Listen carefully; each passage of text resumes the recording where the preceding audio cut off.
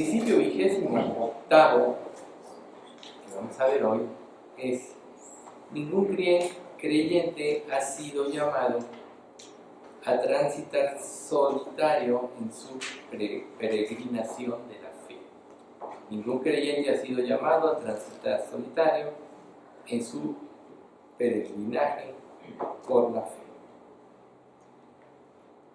Una cuestión importante respecto al Salmo que ahorita compartía Alex es que de alguna manera, así como hay estaciones, todos los creyentes tenemos etapas en nuestra vida y hay etapas como invernales. Lógicamente, en este tipo de circunstancias, siempre ir a Dios será la solución.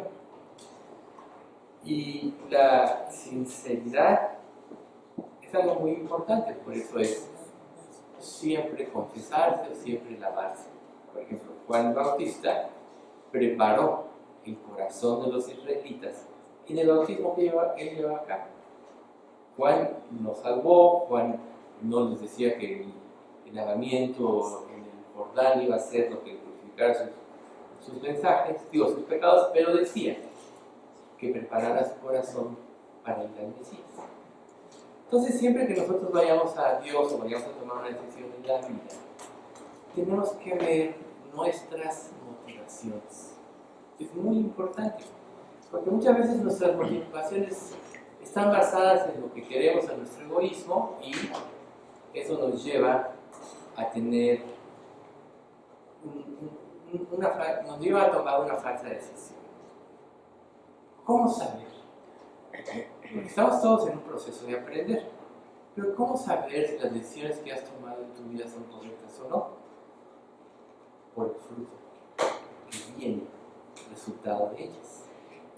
Si el fruto que viene resultado de ellas fue un mal fruto, quiere decir que había en ti motivaciones equivocadas que no pudiste discernir o entender y que faltó tiempo para que tú pudieras tomar una decisión. Recuerden, por ejemplo, que en la antigüedad, cuando un hijo o una esposa tomaba una decisión, el esposo podía revocar esa decisión si veía que lo había hecho por impulso o lo había hecho por motivos equivocados. Si el esposo lo veía, entonces vetaba esa decisión y no le era por pecado. Pero si el esposo callaba, entonces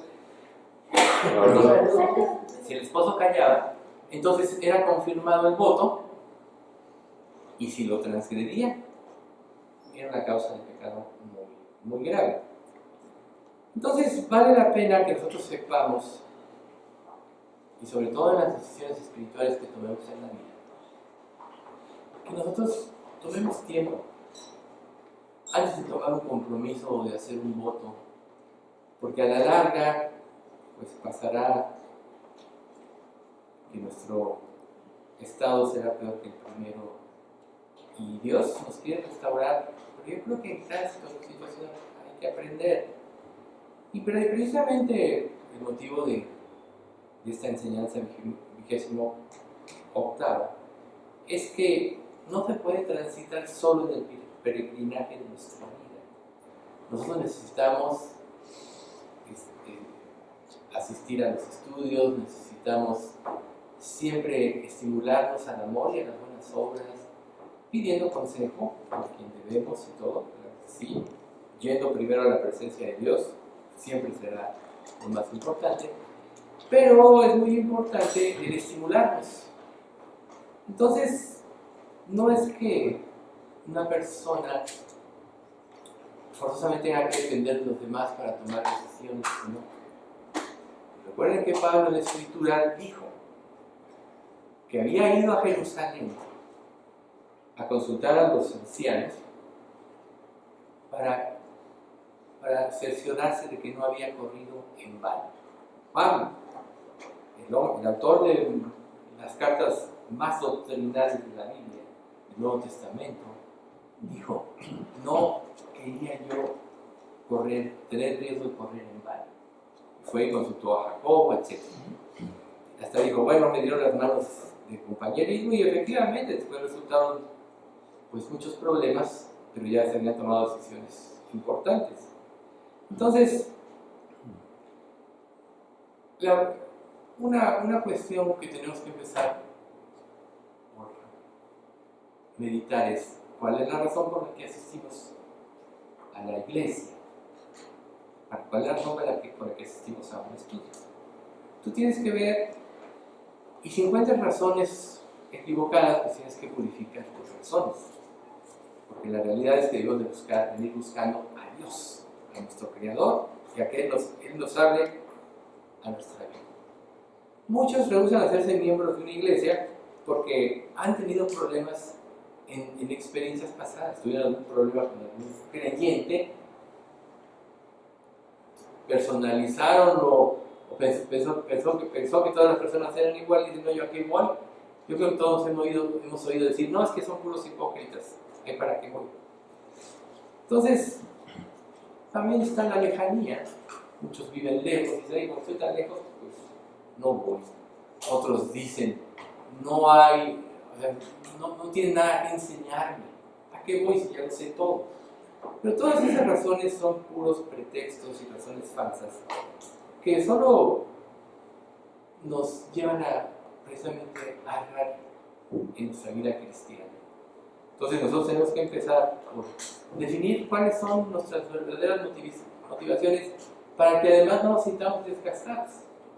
Nosotros tenemos que venir a un estudio como este a escuchar la voz de Dios, y debe haber una emoción dentro de nosotros, no una cuestión de costumbre. Hoy ya me tengo que levantar al estudio otra vez, es domingo, yo prefería quedarme dormido, pero tengo que ir. Pues todo ese tipo de cosas son motivaciones equivocadas, y al final de cuentas ni vamos a estar receptivos a lo que Dios nos quiera decir, y va a tener un aprovechamiento.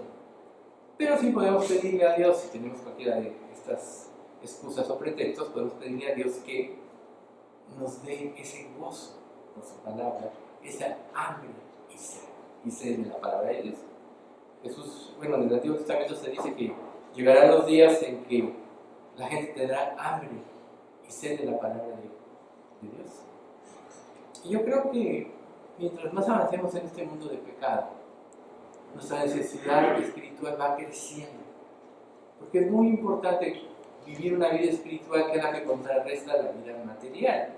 Este mundo cada día se materializa más y la gente ha perdido el sentido de la vida espiritual, y nosotros podemos entrar en esta inercia y perder el gozo de la vida cristiana, el gozo de compartir, el gozo de aprender. Entonces, muchos también lo comparten porque no quieren ser heridos en sus sentimientos. Pero al final de cuentas, todo este tipo de cosas afectan nuestra relación con Dios, afectan la iglesia. Entonces, la razón de este principio es que, sin importar cuál sea la razón, no tenemos que estar alejados del cuerpo de Cristo. Por eso la iglesia es el cuerpo de Cristo y funciona con la unión de todos los miembros que nos dan precisamente la idea de que todos los dones van a estar presentes en una iglesia para que funcione correctamente en su labor más importante, que es la de edificación. Ahora, entonces, bueno, no dejarlo de congregarnos, sino algunos tienen por costumbre, sino exhortándolos, tanto más cuanto veis que aquel día se acerca. Nosotros sabemos que ese día se acerca.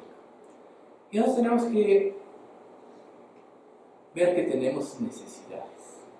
Tenemos necesidad de amor, tenemos necesidad de ánimo muchas veces, tenemos necesidad de compañerismo, tenemos necesidad de rendirle cuentas a alguien de lo que hacemos, y también tener un lugar donde ejercitar o ejercer nuestros dones, porque cualquier actitud, para que sea niña, se tiene que desarrollar.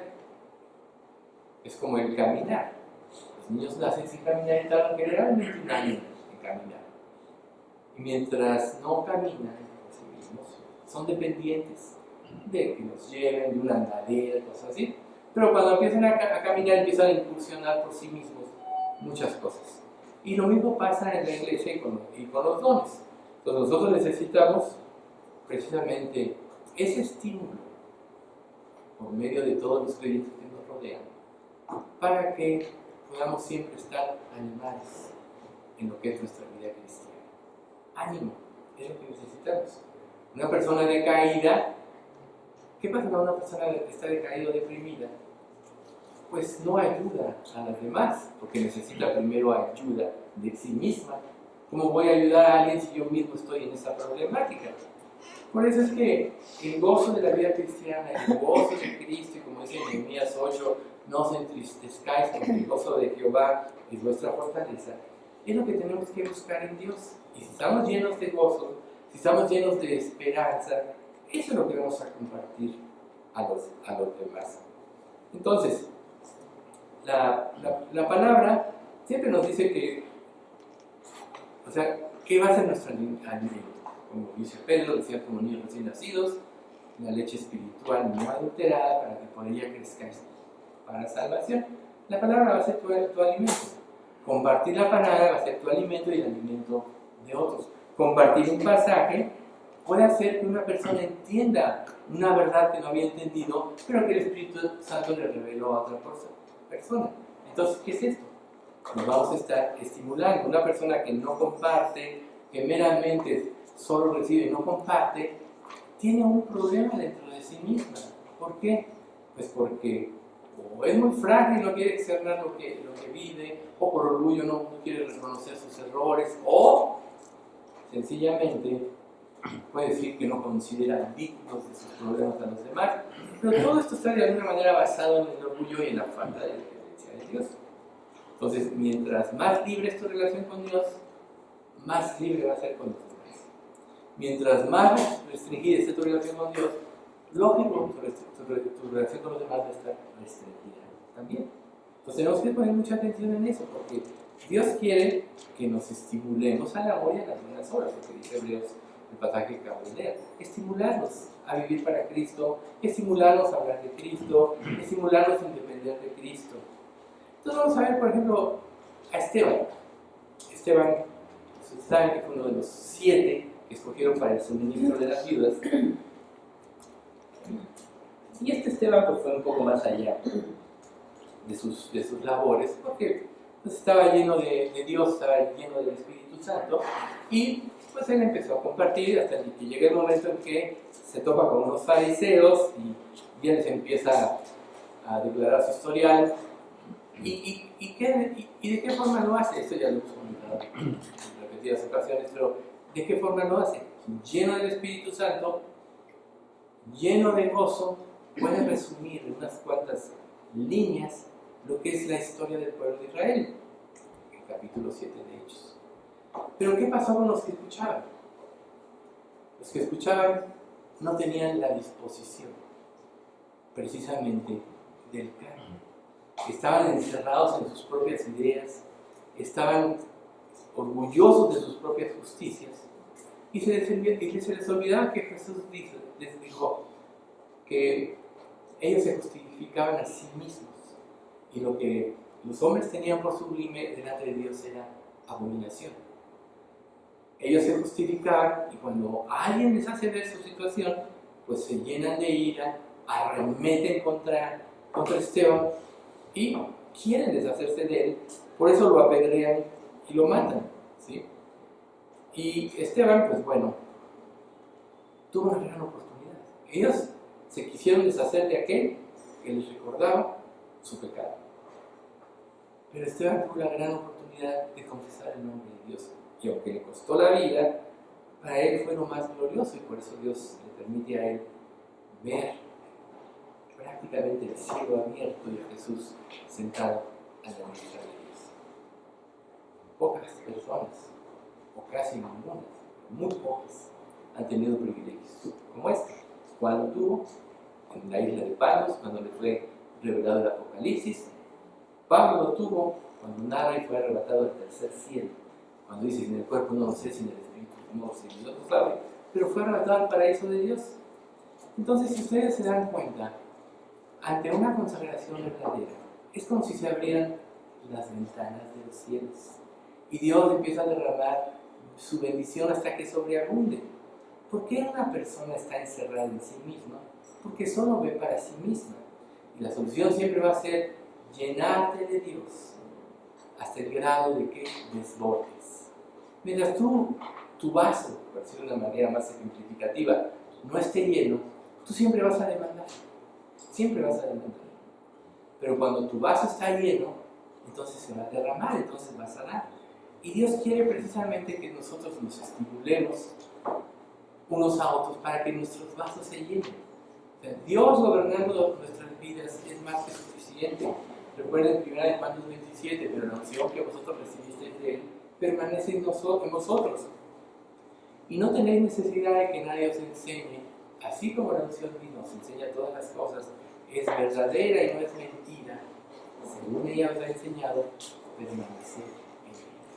Todo creyente tiene el Espíritu Santo y podríamos decir que es suficiente.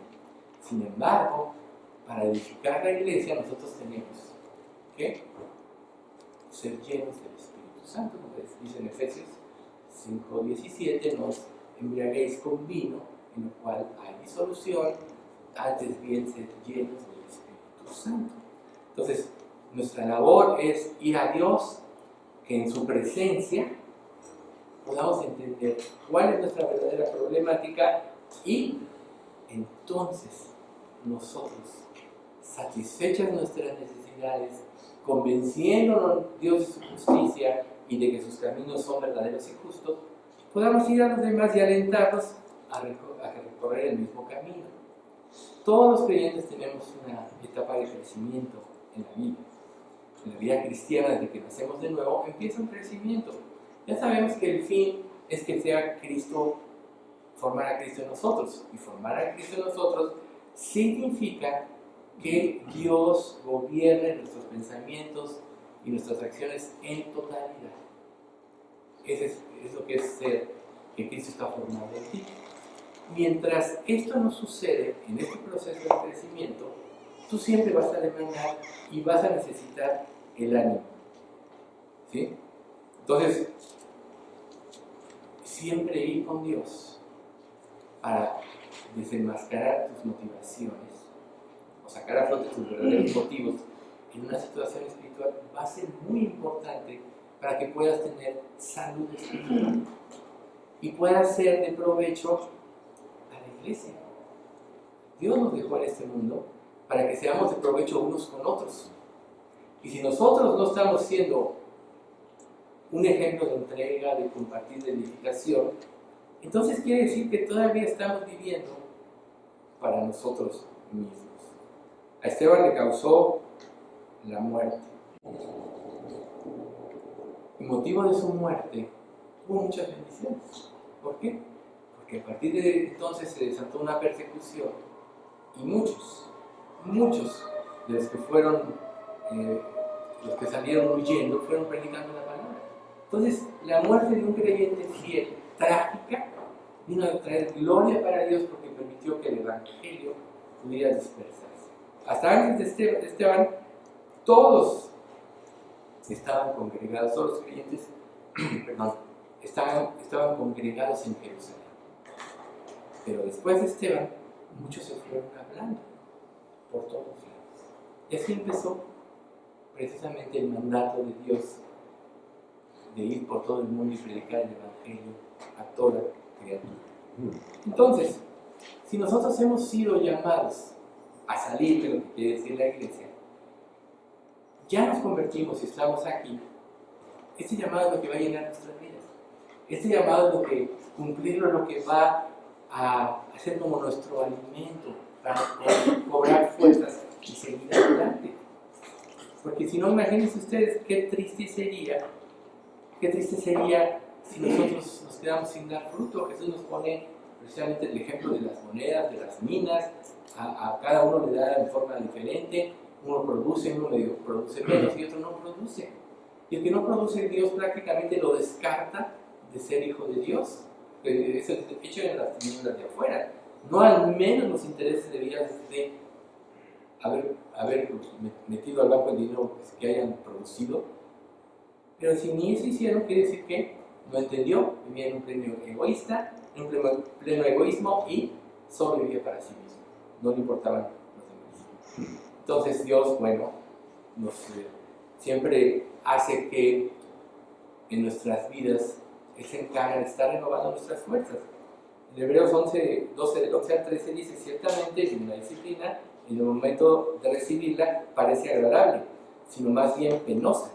Sin embargo, después produce una cosecha de justicia y paz para quienes han sido entrenados por ella. Esta es la versión internacional. Por tanto, renueven sus fuerzas, las fuerzas de sus manos cansadas y de sus rodillas debilitadas. Hagan sendas derechas para sus pies, para que la pierna coja no se desloque, sino que se sane. Entonces ahí está. Dios nos está motivando a través aún de las pruebas que tenemos para que aprendamos. Pero ¿cómo vas a aprender si no sabes que tienes pecado? Entonces la palabra es muy importante porque saca a flote, saca lo que traes ahí. Cuando tú estás consciente de algo que estás mal, ¿qué vas a hacer con eso? Ya Dios te mostró que estás consciente de algo que estás mal. ¿Qué vas a hacer con él? ¿Lo vas a tapar? ¿Lo vas a justificar? Quiere decir que no ha habido arrepentimiento en tu vida, que tu corazón está endurecido por tus malos hechos. O vas primero a confesar con Dios. Esa es siempre la salud espiritual, lo que da salud espiritual a nuestra vida. Y es ahí donde empezamos a ser útiles. Cuando al confesar nos humillamos, nos vaciamos de nosotros mismos y damos paso a que Dios en su poder empiece a actuar a través de nuestra vida. ¿Y por qué insisto tanto en nuestras motivaciones y en lo que tenemos oculto? Porque generalmente nosotros tendemos a justificar lo que hacemos. Pero recuerden, Dios conoce nuestros corazones. El versículo de Juan 9:31. Lo que los hombres tienen por sublime delante de Dios es abominación. Quiere decir que nuestras razones delante de Dios son como trapo de inmundicia, y esas son de las que tenemos que limpiarnos. Pero cuando acudimos a Él y Él nos limpia, entonces nuestras razones son las de Dios, no las nuestras. Nuestras acciones son las guiadas por Dios, no las nuestras, las que van de acuerdo a nuestros propios intereses. Todo esto se da por medio de caminar, estimularnos unos a otros en las buenas obras. Yo creo que ustedes mismos han experimentado aquí cuando alguien comparte de corazón algo, cómo esto induce al amor. Cuando alguien justifica, provoca otros sentimientos en nosotros. Entonces tenemos que estimularnos unos a otros, al amor, a las buenas obras, y esto solo va a darse mientras nosotros estemos con una motivación correcta. Hebreos 10:23 dice: mantengámonos firmes sin titubear en la esperanza que afirmamos, porque se puede confiar en que Dios cumplirá su promesa. Y luego el 35: por lo tanto, no desechen la firme confianza que tienen en el Señor. Tengan presente la gran recompensa que les traerá. Perseverar con paciencia es lo que necesitan ahora para seguir haciendo la voluntad de Dios. Entonces recibirán todo lo que Él ha prometido. ¿Ven? Perseverar con paciencia. Y ahorita, en un estudio como este, lo más importante es que lo que tú recibas lo apropies.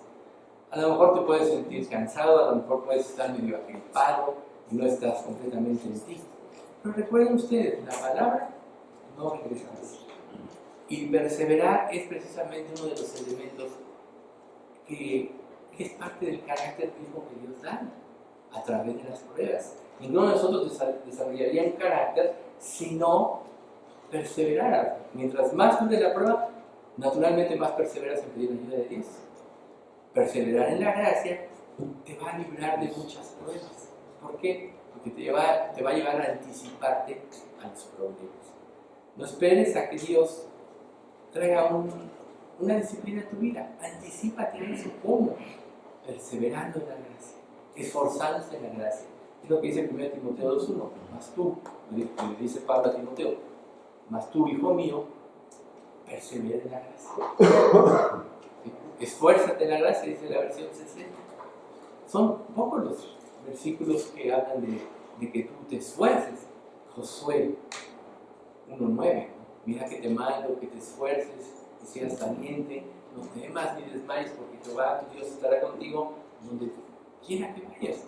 Entonces se dan cuenta que a veces nosotros nos esforzamos en muchas cosas para cosas de esta vida, y cuando es el caso de la palabra de Dios, no ponemos empeño. ¿Qué pasa? Tenemos letargia espiritual. ¿Sí? Un estado de letargia es como si vieras todo muy lejos y no actuaras. En cambio, Dios quiere que seamos ávidos en la palabra, ávidos en el deseo, ávidos en buscar su voluntad. Mientras más la busquen, más grande será la revelación. No dice Dios, ¿acaso me buscaréis y me hallaréis? Porque me buscaréis de todo corazón. Pero hay una condicionante: buscarle y buscarle de corazón. Y para buscarle de corazón necesitas tener un corazón limpio. Es como si tuvieras que bautizar en el Jordán por Juan antes de ir a Jesús. ¿Sí? Sabes que Jesús nos bautizó con el Espíritu Santo, pero Juan preparó el corazón para recibir precisamente la palabra de Jesús. Entonces siempre tenemos que, cuando cuidamos a Dios, ver si hay algo que puede estorbar, ver si hay algo que nos provoque mala conciencia, porque eso va a impedir, si lo mantenemos, ver la luz de Dios.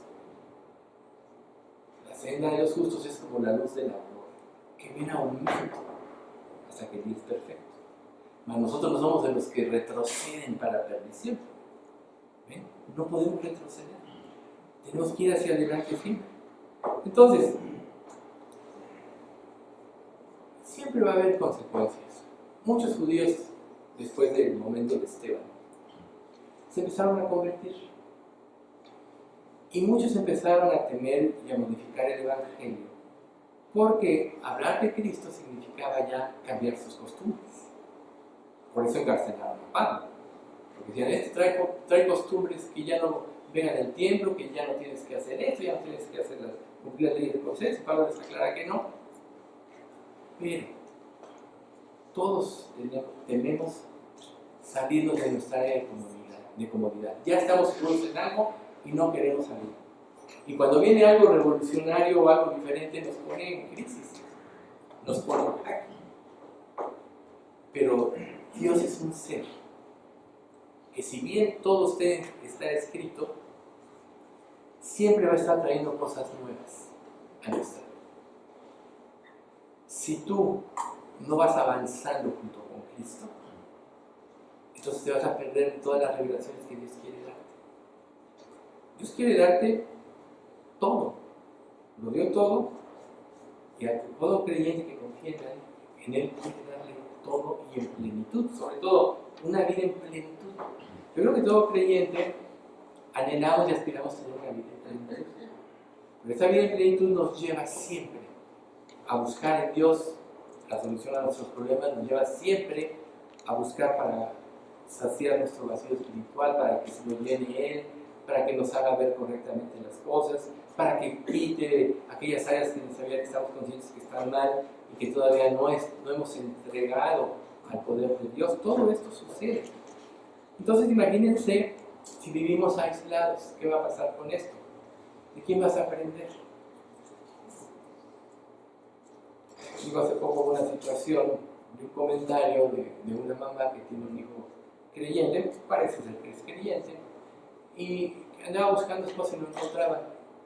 ¿Pero dónde creen que estaba buscando esposa? Y no encontraba. En el mundo. Entonces precisamente cuando se le comentó que no iba a una iglesia y se congregaba, no se congrega, pues como que ya no le gustó. ¿Ven ustedes? Entonces, cuando nosotros estamos viviendo mal, empezamos a buscar soluciones fuera de Cristo. Empezamos a buscar aliento de personas que no tienen nada que darnos en el mundo. Tú quitas los ojos de Jesús, ¿cuál es la otra parte después de Jesús? El mundo. Jesús, el mundo. Luz, tinieblas. Entonces, si un creyente no está estimulado a seguir adelante en su vida cristiana, va a ser muy difícil que pueda ver con claridad lo que es la vida cristiana y que pueda cumplirla. Hebreos 3:13 dice: exhórtense todos los días mientras les quede tiempo, para que ninguno se endurezca contra Dios, cegado por el engaño del pecado. Fíjense, este versículo nos habla mientras quede tiempo. Es claro que nosotros como iglesia no hemos sido arrebatados. O si ya fuimos, no éramos salvos, ¿cierto? No hemos sido arrebatados. Entonces, ¿qué dice este mandamiento de Hebreos 3:13? Exhórtense mientras quede tiempo, ¿eh? Es un mandamiento. Entonces, no somos transparentes, es porque no somos transparentes. Nunca se les olvide eso. Y eso implica que hay pecado en nuestra vida. Que no podemos manejarlo con justificaciones, sino tenemos que ir con Dios y reconocerlo como tal. Nunca te les olvides. Porque mientras tú no vayas con Dios en cualquier pecado de tu vida, entonces te quedan las dos alternativas: o te autocastigas o te justificas. Recuerden, solo son estas tres formas de manejar el pecado: o te arrepientes, que es la correcta, o te autocastigas o te justificas. Pero las dos últimas, te autocastigas y te justificas, estás menospreciando la cruz del Calvario, si te das cuenta. Son sustitutos de Dios. Porque si te autocastigas, entonces ¿de qué vale el sacrificio de Cristo en la cruz? Estás diciendo que no valió nada, que tú necesitas castigarte. Y si tú te justificas en un pecado, le estás diciendo a Dios mentiroso. ¿Por qué? Porque si Dios dice que todos pecamos, tú dices yo no he pecado, ¿qué estás diciéndole a Dios? Mentiroso. Entonces tenemos que aprender a manejar las cosas de esto, y por eso es tan necesaria la exhortación. A los judíos no les agradó lo que les dijo Esteban y lo mataron. Después vinieron los judíos que se convirtieron y los empezaron a perseguir. Recuerden, y muchos no confesaron a Jesús aunque creían en él, porque temían ser expulsados de las sinagogas, porque amaban más la gloria de los hombres que la gloria de Dios. Y muchos de nosotros podemos caer en este tipo de cosas. Mejor no hablo porque si hablo me critican. Mejor es que te exhorten. Una palabra de aliento es una palabra que te motiva a vivir para Cristo. Una palabra de aliento es de quien te ama y que quiere que vivas bien. El que te da por tu lado, ese no te ama. El diablo te da por tu lado, pues nada más salta tantito y vas a ver todas las filosofías que hablan de ello, ¿no? Entonces sí, si hay un costo, como le pasó a Esteban. Aquí en Juan 15, 18 y 19 dice: si el mundo los odia, recuerden que a mí me odió primero. Hablando Jesús. Si pertenecen al mundo, el mundo los amaría como a uno de los suyos. Pero ustedes ya no forman parte del mundo. Yo los elegí para que salieran del mundo. Por eso el mundo los odia. ¿Ven ustedes? No podemos estar en el mundo y estar con Dios. O estás adentro o estás afuera. No hay dos términos. Jesús dijo: el que no es conmigo contra mí es, y el que conmigo no recoge esta rama. Entonces, la exhortación de este estudio es esa. Tú necesitas convivir para ser estimulado por otros creyentes, por un estudio como este, al amor y a las buenas obras, para ser motivado a arreglar lo que está mal en tu vida. Porque todo lo que no arregles o lo que tardes en arreglar está privándote de recibir nuevas revelaciones, sobre todo de experimentar el amor de Cristo que excede a todo conocimiento y que te impide vivir en la plenitud de Dios. ¿Ven ustedes? Entonces, el amor incondicional es lo que es una característica de todos aquellos que han puesto su fe en Jesús. Juan lo dice de esta manera, primera de Juan: nosotros hemos pasado de la muerte a la vida y lo sabemos porque amamos a nuestros hermanos.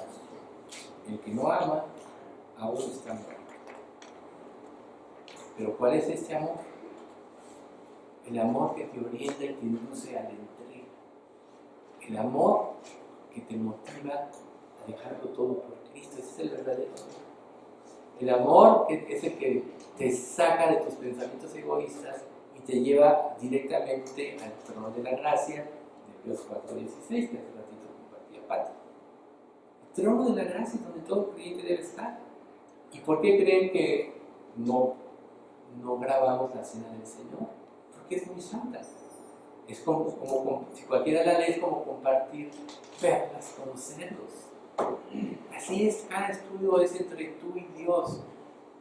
Y cuando todos somos unánimes de pensamientos, entonces se cumple el sentido de la verdadera iglesia.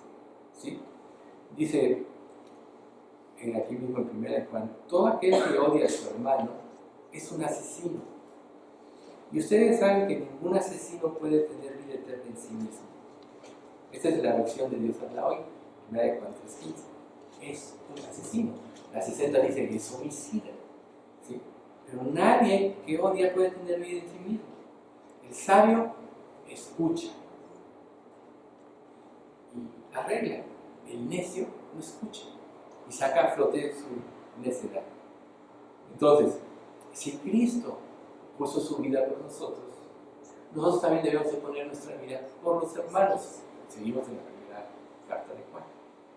¿Qué significa poner tu vida por los hermanos? A lo mejor no siempre tienes que llegar tú a exhortar, porque donde exhortación ese no existe, sino tienes que estimular al amor y a la corazón. Sin embargo, el amor te va a enfrentar siempre a lo que estás viviendo mal. El que no te ama, entonces no. Bueno, aclarando esto de don de exhortación, me refiero es que nadie puede tomar el lugar de Dios. Tú siempre tienes que orar previamente por una persona. Y Dios te puede llevar a hablar correctamente con una persona. Pero siempre en oración se va a estimular el amor hacia la persona. No se puede exhortar el creyente a otro si no hay amor. Es algo muy importante. Porque entonces no lo vas a hacer correctamente. Ya ven que hace rato decíamos, mejor, ojalá callaras por completo. Entonces mejor es, primero siempre, preparar tu corazón, ponerte en el lugar de la otra persona y pedirle a Dios la guía de cómo debes hablar. Pero el fin de todo esto es estimular al amor y a las buenas obras. Dice Juan 15:13, no hay un amor más grande que el dar la vida por los amigos. No hay un amor más grande que ese. ¿Ven ustedes? ¿Qué se refiere dar la vida por los amigos? Está hablando de los hermanos en Cristo. Pues velar por su crecimiento espiritual. Velar porque hagan lo correcto. Esa es parte de lo que es estimularse al amor y a las buenas obras. Y volvemos al mandato de Juan 15 también. Este es el mandamiento, ámense unos a otros. Si el mundo los odia, recuerden que a mí me dio primero, que si ya lo vimos hace rato.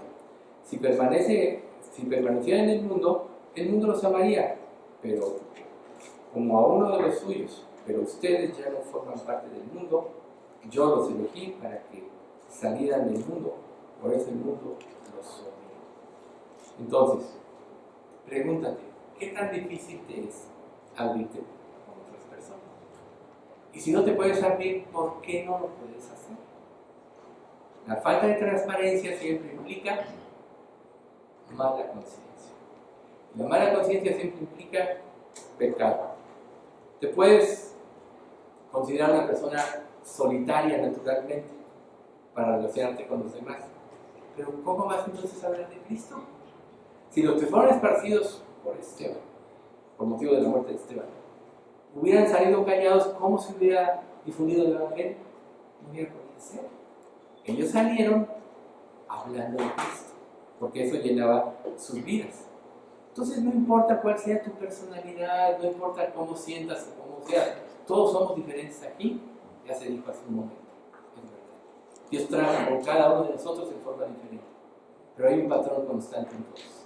Si somos salvos, está el Espíritu Santo en nuestros corazones y Dios no cambia. Él sí es el mismito, que siempre va a estar trabajando en la vida de cada uno para cumplir lo que Él mismo en su palabra nos ordena que tenemos que cumplir. Quizá puedas recibir un bombardeo de ideas, una cantidad de presiones que te lleven a estar agobiado, aún tentaciones. Pero si tienes los ojos puestos en Jesús, el autor y consumador de la fe, tú siempre vas a salir adelante. La gracia siempre te va a sacar adelante. También puedes pensar que eres un buen creyente, que eres piadoso, que ayudas a los demás y todo eso. Pero ¿cómo vas a saber tú la realidad de este amor? Bueno, precisamente por tu disposición a ayudar, no nada más en los aspectos que tú crees, sino en todos los otros aspectos. Eso es estimularnos al amor y a las buenas obras. Entonces, si Jesús se entregó por nosotros, como dice en 1 de Juan, también nosotros debemos de poner nuestra vida por los demás. Dios dio todo por ti, en Cristo tú vas a dar todo por los demás. Y así es como una iglesia va a crecer y se va a indicar correctamente. Entonces, nunca dejes de congregar. Nunca faltes si puedes venir, porque tú no sabes qué Dios tiene preparado para ti en cada futuro. Entonces, recuerden que el amor verdadero no es solo en palabras, sino es de hecho y en verdad. De hecho y en verdad significa acción. El amor significa acción. Así como la fe es acción, el amor, como dicen, la circuncisión no es nada en 2 Corintios, en Cristo Jesús, Gálatas, en Cristo Jesús ni la circuncisión vale algo, ni la incircuncisión, sino la fe que obra. Entonces, la fe te salva y recibes el amor de Cristo. Entonces, la fe verdadera siempre va unada al amor. Tú no puedes decir que tienes fe si no amas a los demás, máxime a los que son semejantes a ti. Nosotros amamos a nuestra familia, es notorio aquí, tenemos cargo con nuestra familia, con nuestros tíos, parientes, etc. Pero, más su familia, somos la familia de los creyentes. Ya tenemos una mente diferente, un corazón diferente, y tenemos el Espíritu Santo. No es la verdadera familia de la carnal, sino es la espiritual. Somos una familia. Entonces, estimulémonos a vivir de esa manera. Y si hay algo que nos lleve a rechazar o a retraernos, más bien, trabajen en su vida para ver qué es aquello que esté estorbando. Generalmente la mayoría de los problemas no son de afuera hacia ustedes, sino de ustedes hacia afuera. Solo proyectamos. Recuerden eso. No es que fulanito me dijo.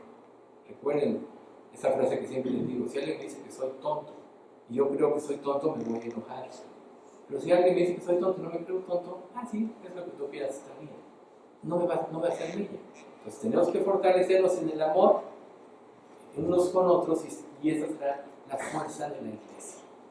Y si hay algo que nos impida, más dedíquense y que este estudio sea precisamente el motivo para el cual, o sea, que ustedes aprendan ahorita no tiene que haber una limpia conciencia en ustedes. Y la mayoría de los problemas están dentro de nosotros. Y cuando están dentro de nosotros, quiere decir que hay pecado y tenemos que externárselo a Dios primero. El día que tú arregles con Dios, tú no tienes problema de compartirlo abiertamente, porque es una victoria de Cristo. Cuando te avergüenzas de compartir algo, es porque todavía no has arreglado con Dios. Nunca se les olvide. Padre bendito, te queremos agradecer mucho por este estudio. Sin duda, Padre, tú sabes cuál es la necesidad que cada uno de nosotros tiene espiritual. Todos necesitamos aprender. Todos nos equivocamos, todos tenemos errores, todos tenemos pensamientos inciertos y reconocemos delante de ti. Pero gracias por tu gracia infinita que sobrepasa todas estas cosas y la promesa de que aunque fuéramos infieles, tú te permaneces fiel porque no te puedes negar a ti mismo. Es un aliento para nosotros, Padre, de que no importa cómo seamos, tú eres fiel. Pero sabemos, Padre, que tu fidelidad es para transformarnos y hacernos cada día más semejantes a tu santo y amado Hijo Jesús. Y tú sabes que esa es la medicina correcta para el corazón de todos los que estamos aquí. Así que queremos pedirte, Padre, que conquistes los corazones, nuestros corazones, que nos hagas crecer y abundar en tu gracia y la dependencia de ti. Y sobre todo, Padre, que nos des la libertad de vivir en Cristo. Padre, queremos pedirte por la esposa del sobrino Isaac y su nieta, Oliva, para que tu Dios les dé salud y que todos estos padecimientos pues los lleven a ti, a Cristo. No dejamos de seguirte rogando por la salud de Oliva, solo tú sabes, Padre, el origen de todo, pero pues tú levántala, Padre.